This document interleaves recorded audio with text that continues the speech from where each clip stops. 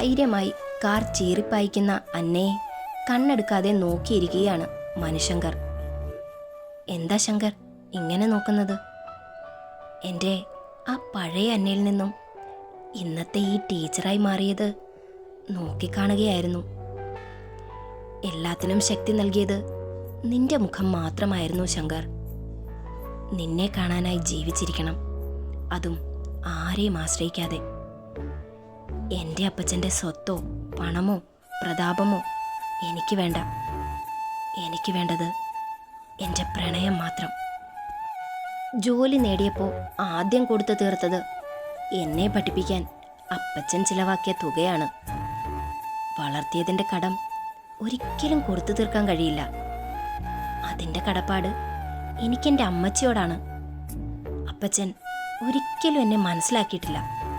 എൻ്റെ ഇഷ്ടങ്ങൾ, എൻ്റെ താല്പര്യങ്ങൾ ഒന്നും തന്നെ അപ്പച്ചന് സ്വീകാര്യമായിരുന്നില്ല.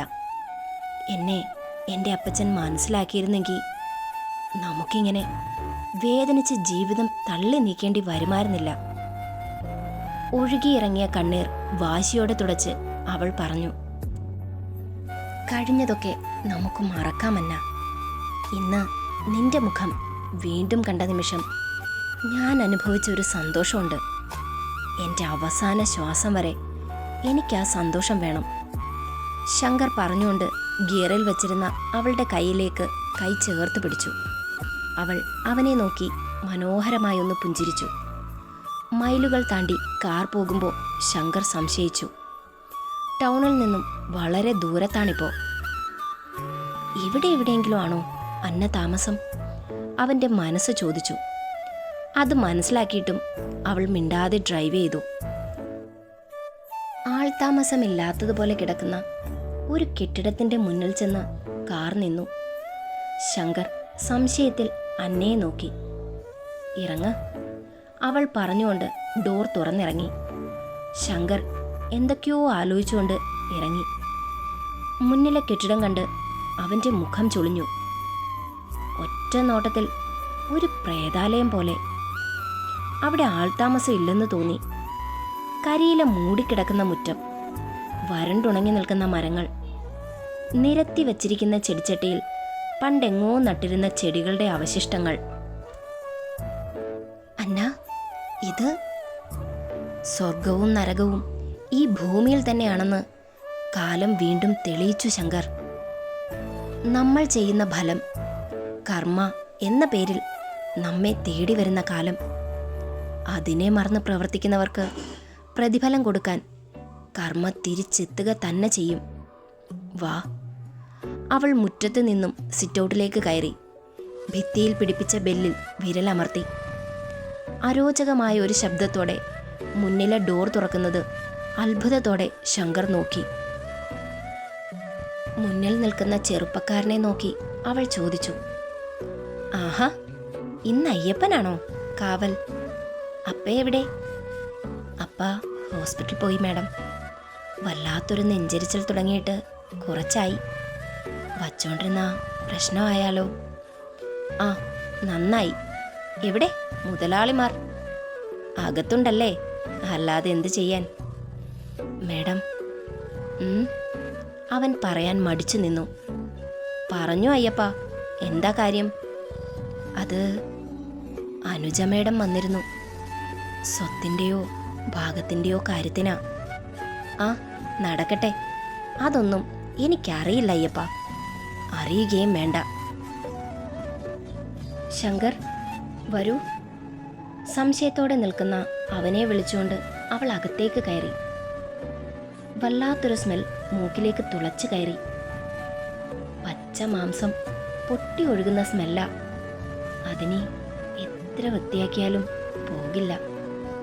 അവൾ ഒരു റൂമിൻ്റെ വാതിലിൽ ചെന്നിട്ട് തിരിഞ്ഞു.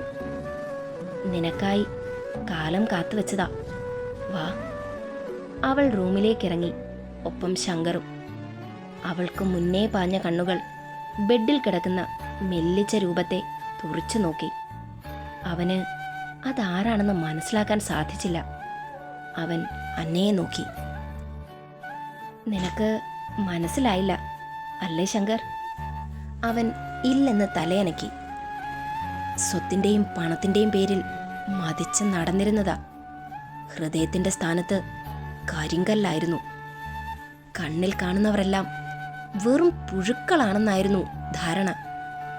ഇന്നിപ്പോ കണ്ടോ, എല്ലും തോലുമായ വെറും രൂപം. അഹങ്കാരമൊക്കെ എവിടെയോ പോയി. മിണ്ടാനോ ചലിക്കാനോ ആകാതെ മരണം കാത്തു കിടക്കുക. അന്ന, ഇത്? അതെ, ഇച്ചായൻ. ഞെട്ടിപ്പോയി ശങ്കർ. അവൻ ആ രൂപത്തിലേക്ക് സൂക്ഷിച്ചു നോക്കി. തലയെടുപ്പോടെ നിന്ന അലക്സിന്റെ ഒരു അംശം പോലും അവശേഷിക്കാത്ത ഒരു രൂപം. ശങ്കർ മെല്ലെ അടുത്തേക്ക് നടന്നു. അടുത്തേക്ക് ചെല്ലുന്തോറും വമിക്കുന്ന സ്മെല്ലിൽ അവൻ്റെ മുഖം ചുളിഞ്ഞു. എങ്കിലും അവൻ ബെഡിനരികെ ചെന്ന് നിന്നു. അടുത്തു കിടന്ന ചെയർ ബെഡിനടുത്തേക്ക് വലിച്ചിട്ടിരുന്നു. അലക്സ്, എന്നെ മനസ്സിലായോ? അനക്കമൊന്നുമില്ലാത്തതും ശങ്കർ അന്നയെ നോക്കി. എന്താ അന്ന അലക്സിന് പറ്റിയത്? ആക്സിഡൻ്റ് ആണെന്നാ അപ്പച്ചൻ പറഞ്ഞത്. തളർന്നുപോയി. അതോടെ കെട്ടിയ പെണ്ണ് പോയി. അയ്യപ്പൻ പറഞ്ഞില്ലേ, അത് അവരെ പറ്റിയാ. അനുജ വലിയ കുടുംബം നോക്കി കെട്ടി. എന്നിട്ടോ വീണു പോയപ്പോൾ ആരുമില്ല. അതിന് അവരെ കുറ്റം പറയാൻ കഴിയില്ല. ഇച്ചായന് ആരെയും സ്നേഹിക്കാൻ അറിയില്ലല്ലോ. അവർക്കിപ്പോൾ ഇച്ചായൻ്റെ സ്വത്തിൻ്റെ അവകാശം വേണം. അപ്പച്ചൻ അപ്പുറത്ത് കാണും. ഇപ്പോഴും ആ പഴയ ഹുങ്കിന് ഒരു കുറവുമില്ല. മോൻ്റെ അവസ്ഥ കണ്ടിട്ട് പോലും താൻ തന്നെ വലിയവൻ എന്ന് പറഞ്ഞ് നടക്കുക ഇന്നും. ആഹാരമൊക്കെ അത് അയ്യപ്പനും അപ്പനും ഉണ്ടാക്കും. അവരെയും പുച്ഛവ. ഇവരെ പോലും ചീത്ത പറയും. അതുങ്ങൾക്ക് വേറെ നിവൃത്തിയില്ലാത്തോണ്ടാ ഇവിടെ ഇങ്ങനെ. അയ്യപ്പൻ ഹാർട്ട് പേഷ്യൻ്റ് ആണ്. ജോലിക്കൊന്നും പോകാൻ കഴിയില്ല. പിന്നെ പ്രായം ചെന്ന മനുഷ്യരല്ലേ, അവർ എന്ത് ചെയ്യാൻ? ഗതികേട് കൊണ്ടാ ഇവരെ നോക്കാൻ വരുന്നത്. ഇച്ചായൻ്റെ പുറം മുഴുവൻ പൊട്ടി. മരുന്നിട്ടിട്ടും കരിയുന്നില്ല. വാട്ടർ ബെഡ് നല്ലതാന്ന് പറഞ്ഞപ്പോൾ ഞാനത് വാങ്ങി. അതിനും എനിക്ക് നേരെ പണം എറിഞ്ഞു തന്നു എൻ്റെ അപ്പച്ചൻ. ഞാൻ അനുസരിച്ച് ഇവിടെ കഴിഞ്ഞെങ്കിൽ ഇതെല്ലാം എനിക്ക് എഴുതി തന്നേനെന്നും ഇനിയൊരു ചുള്ളിക്കമ്പ് പോലും തരില്ലെന്നും. ആർക്കു വേണം എന്ന ചോദ്യത്തിൽ ഒന്ന് പകച്ചുപോയി എന്ന് തോന്നി. ചാവുമ്പോൾ ഇതെല്ലാം കൂടെ കൊണ്ട് പോയിക്കോണം. ഇല്ലെങ്കിൽ ഇതൊക്കെ ഞാൻ ജീവിക്കാൻ വകയില്ലാത്ത പാവങ്ങൾക്ക് കൊടുക്കും എന്ന് പറഞ്ഞിട്ടുണ്ട്.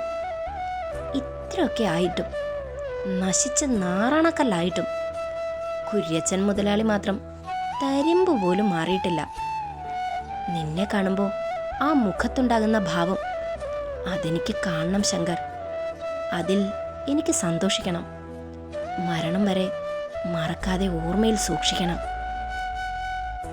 ഞാൻ ഒന്ന് നോക്കിയിട്ട് വരാം. ശങ്കർ നിൽക്ക്. അന്ന പുറത്തേക്കിറങ്ങി.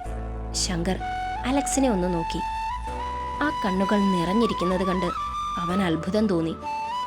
പഴയ അലക്സ് മനസ്സിലേക്ക് കടന്നു വന്നു. ഒരു നിമിഷം ശങ്കർ കണ്ണുകൾ അടച്ചു.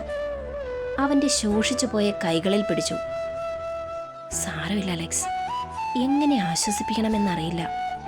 ഇട്ടുമൂടാൻ പണമുണ്ടായിട്ടും അതിനു പോലും നിന്നെ രക്ഷിക്കാൻ കഴിഞ്ഞില്ല എന്നോർക്കുമ്പോൾ ദൈവത്തോടിനെ അപേക്ഷിക്കാൻ ഒന്നേ ഉള്ളൂ, നിനക്ക് മരണം നൽകി അനുഗ്രഹിക്കാൻ.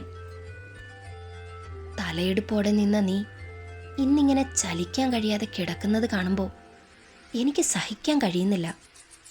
മരണമാണ് നിനക്കിപ്പോൾ അനുഗ്രഹമെന്ന് വേദനയോടെ ഞാൻ ആഗ്രഹിച്ചു പോവാ.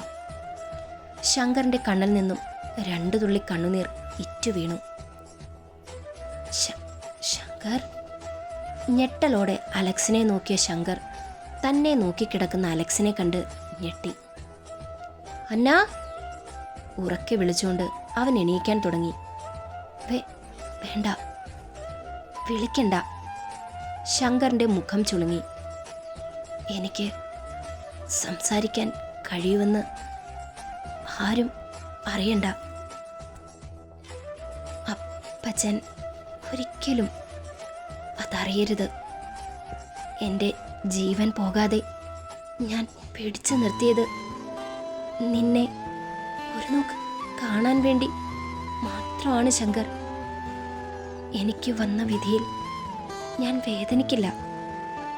നിന്നോട് ചെയ്തതിന് എനിക്ക് ഈശോ തന്ന ശിക്ഷയാ. അത് ഞാൻ 2 കൈയും നീട്ടി സ്വീകരിച്ചു. എനിക്കിതിൽ വേദനയില്ല. നിന്നെ ഒരു നോക്ക് കാണാൻ ഒരുപക്ഷെ അന്നയേക്കാൾ ആഗ്രഹിച്ചത് ഞാനാകും.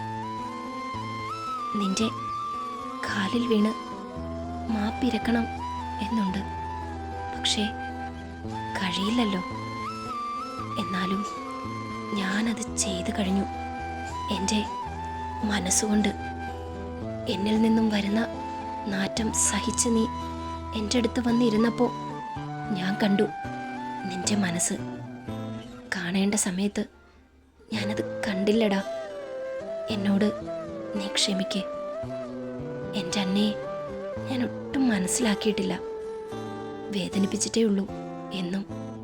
പെറ്റമ്മയോടും സഹോദരിയോടും ഭാര്യയോടും ഒന്നും സ്നേഹം കാണിച്ചിട്ടില്ല. അഹങ്കാരം അതിനെ മൃഗമാക്കി മാറ്റിയിരുന്നു. അതിൻ്റെ ഫലമാ ഇന്നിപ്പോൾ അനുഭവിക്കുന്നത്. ഞാൻ നിന്നെ കാണാൻ ആഗ്രഹിച്ചത് ഒരു കാര്യം പറയാനാണ് ശങ്കർ.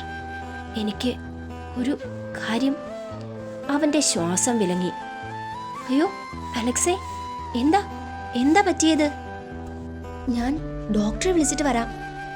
വേണ്ട വേണ്ട, നീ പോകല്ലേ. എൻ്റെ ഈ ശ്വാസം നിന്നു പോയാ ഒരിക്കലും നീ ആ സത്യം അറിയില്ല. എന്താ എന്താ അലക്സേ, നീ പറഞ്ഞോ? ഞാൻ വേഗം പോയി. ശങ്കർ, ഇനിയും എൻ്റെ ജീവൻ പിടിച്ചു നിർത്താൻ ശ്രമിക്കണ്ട.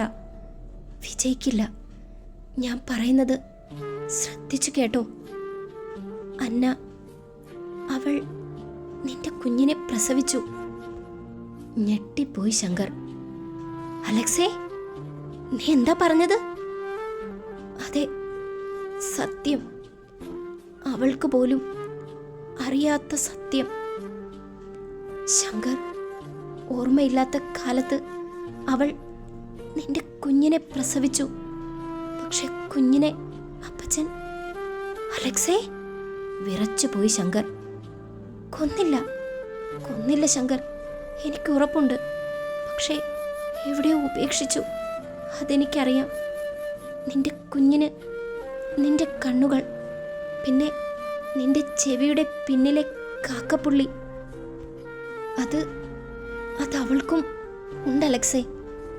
അതേടാ, നിനക്ക് പിറന്നത് പെൺകുഞ്ഞായിരുന്നു. അത്രയും സൗന്ദര്യം ഞാൻ മറ്റൊരു കുഞ്ഞിലും കണ്ടിട്ടില്ല ശങ്കർ. അത്രയ്ക്ക് സുന്ദരിയായിരുന്നു. പക്ഷെ അന്ന് അപ്പച്ചൻ ചെയ്തതാ ശരിയെന്ന് തോന്നി. പക്ഷെ തളർന്നു പോയപ്പോൾ ഓരോ രാത്രിയും എന്നെ വേട്ടയാടുന്നത് ആ കുഞ്ഞു മുഖമാണ് ശങ്കർ. എൻ്റെ ശബ്ദം ഞാൻ സ്വയം ഇല്ലാതാക്കിയതാ. ഇത്രയും തളർന്നു പോയി എനിക്ക് നാവ് മാത്രം ദൈവം തന്നത് നിന്നോട് ഈ സത്യം അറിയിക്കാൻ മാത്രമാണ്. അത് മറ്റാരും അറിയണ്ട എന്ന് ഞാൻ കരുതി. എന്നെ ഇങ്ങനെ കാണുമ്പോൾ നീ സന്തോഷിക്കുമെന്നാ ഞാൻ കരുതിയത്. പക്ഷെ ശങ്കർ, അവിടെയും നീ എന്നെ... അലക്സേ, എൻ്റെ കുഞ്ഞ് ഇപ്പോൾ എവിടെ? ജീവനോടുണ്ടോ? അതോ... അറിയില്ല ശങ്കർ. അപ്പച്ചനറിയാം. പക്ഷെ കാര്യമില്ല ശങ്കർ. ഇനി എന്ത് സംഭവിച്ചാലും അതങ്ങേരി പറയില്ല. അന്ന് എന്നോട് പോലും അത് പറഞ്ഞില്ല. പിന്നല്ലേ ഇപ്പോൾ നീ തിരിച്ചു വന്ന കണ്ട ഒട്ടും പറയില്ല. ഇന്നും നിങ്ങളെ ചതിച്ചതിൽ ഉള്ളിൽ സന്തോഷിക്കുന്ന ആളാ ശങ്കർ. നീ എന്നോട് ക്ഷമിക്കണം.